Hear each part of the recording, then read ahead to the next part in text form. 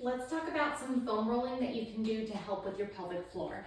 Now, our pelvic floor kind of sits here in the bottom, and we have these two bony guys. And what we're going to do is we're actually going to do some sitting on the foam roll, which I'll discuss. But basically that foam roll is going to kind of sit right in the middle here. And so we're going to do some things where we're going to roll sort of side to side.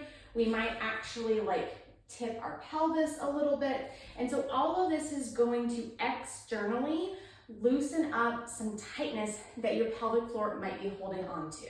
Now there's a few different ones that we're going to go over, but what we're going to do is we're going to take your foam roller, and it doesn't have to be a long one, it can actually be a short one.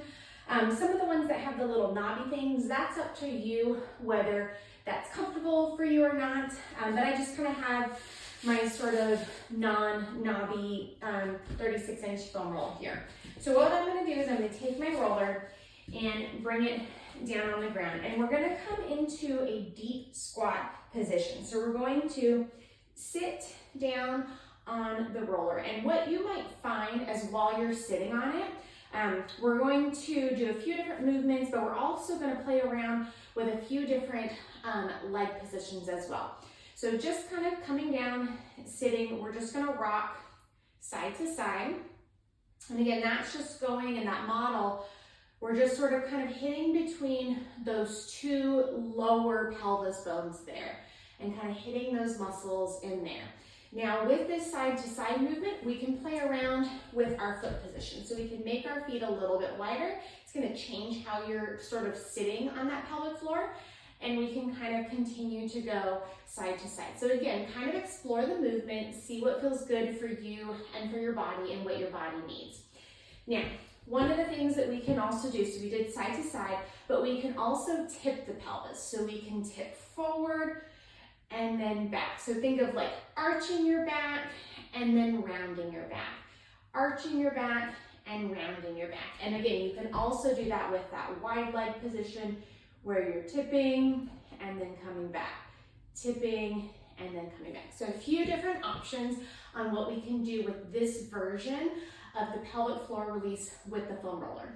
Another version of pelvic floor release on the foam roller is in this sort of deep squat position. We're just going to have you open the knees and close. So what this is going to do is it's going to change the tension on the pelvic floor, because some of your pelvic floor muscles are actually hip muscles as well.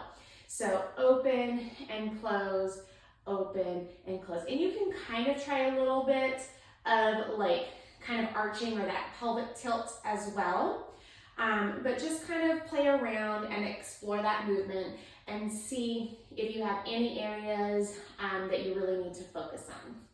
Now the last one that we're going to do with sitting on the foam roll is actually kind of like a W sit. It's not a true W sit because we're not fully on the ground. But it's going to work on getting our legs into some internal rotation. But basically you're going to come on, and I think of it like you're sort of riding a horse. So you have your feet kind of underneath you, but your knees are apart.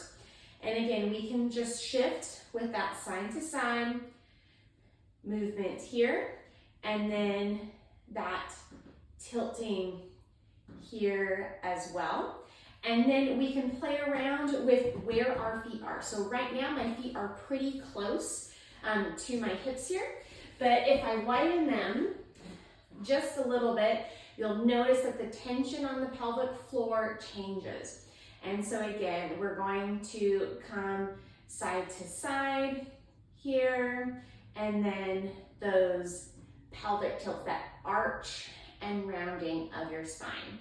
If you do have problems with hip dislocation, be cautious with this one. You may need to, again, explore the movement for yourself, change the position a little bit, but this is a good option because if you're looking at preparing for pregnancy, internal rotation is a great thing to work on to make space for the baby and allow that baby to come out. So it's also great without pregnancy, but it's just a really good one to incorporate into releasing and relaxing those tight pelvic floor muscles.